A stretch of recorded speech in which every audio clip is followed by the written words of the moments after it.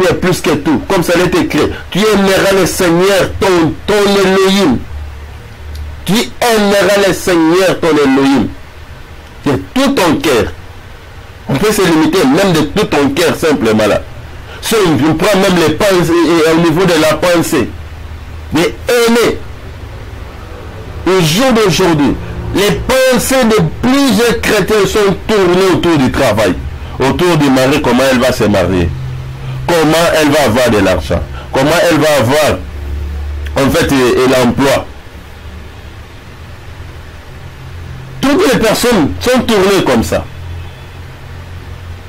Alors, mes chers frères, mais la parole d'Élohim insiste de dire, faites mourir vos membres qui sont sur la terre. Qui sont sur la terre. Attends d'abord au Seigneur. Faites d'abord mourir. C'est ce que le Seigneur te recommande, toi qui me suis. Toi qui m'écoutes, mon frère. C'est ça que le Seigneur veut de toi. Alléluia. C'est ça ce que le Seigneur veut de toi. Il est temps que nous puissions continuer notre marche avec le Seigneur. Alléluia. Il nous dit, faites mourir vos membres qui sont sur la terre. Il cite quelques exemples, quelques éléments qui sont sur la terre, que l'ennemi utilise pour ce temps pour les enfants d'Élohim. Il dit par exemple les relations sexuelles illicites. Alléluia. Il cite ça. Frère, tu es dans le sang, sors de là. Si tu aimes vraiment le Seigneur, sors de ça. Alléluia. Sors, sœur. Le Seigneur a besoin de nous.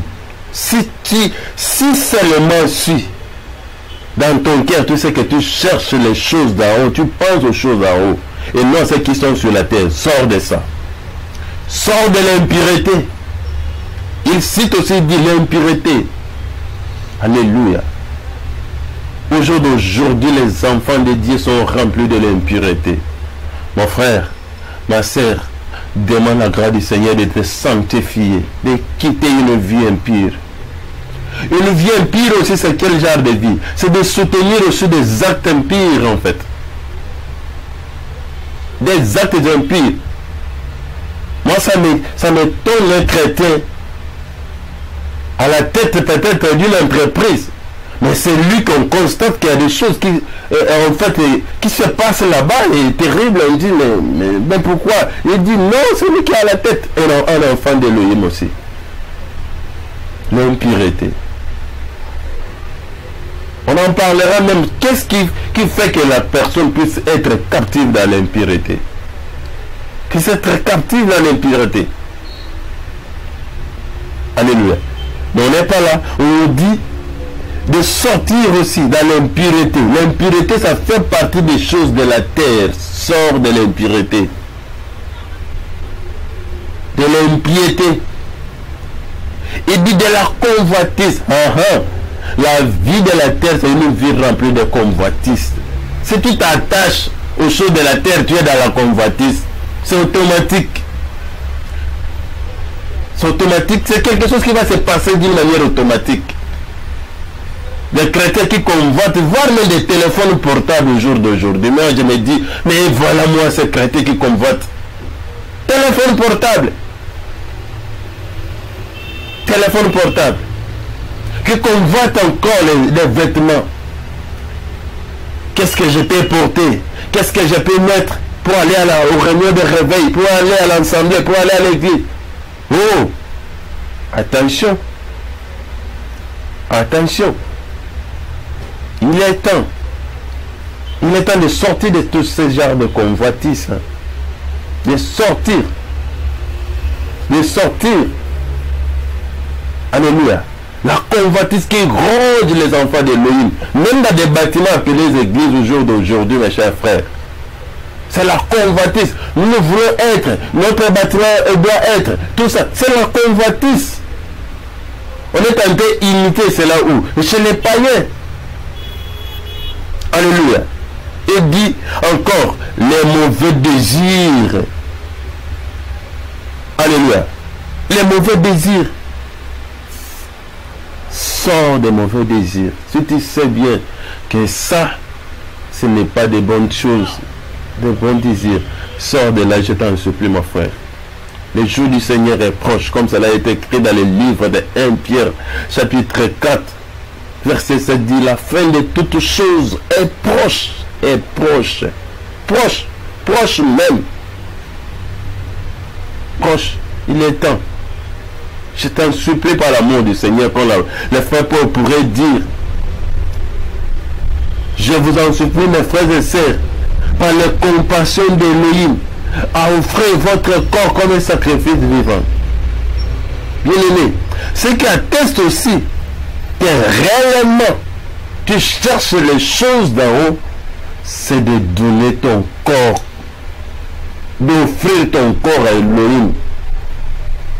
Et ton corps sera vraiment le sacrifice dont le Seigneur va agréer. Si tu donnes ton corps, ah voilà, merci Seigneur. Alléluia. Ce que j'ai vite compris par là que le Seigneur m'enseigne, c'est quoi? Quelqu'un qui n'a jamais donné son corps, hein, comme l'offrande à Elohim, jamais il ne peut pas chercher les choses d'en haut. Jamais. Si tu n'as jamais donné ton corps comme offrande à Elohim, c'est-à-dire l'offrande, ça veut dire quoi? Quelque chose que tu ne vas plus le réclamer. Aujourd'hui, là, les gens qui réclament leur corps auprès du Seigneur, non, moi je ne veux plus te suivre, mais je vais suivre le monde. Alors, il est temps, frère, il est temps, ma soeur, de sortir dans tout ça. Donne ton corps à Elohim. Alléluia.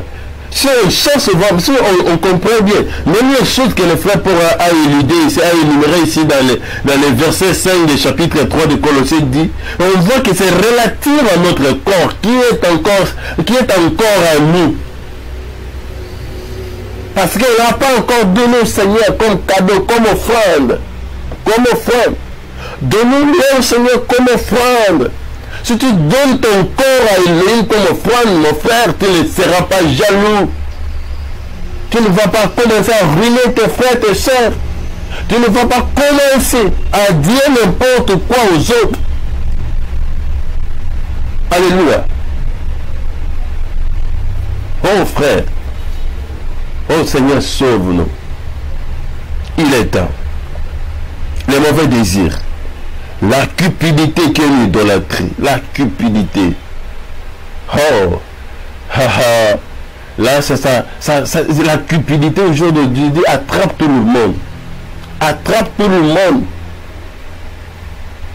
Même au niveau des serviteurs d'Elohim qui se croient d'être nous, les ministres, nous qui enseignons la parole de Dieu. On prend des versets bibliques.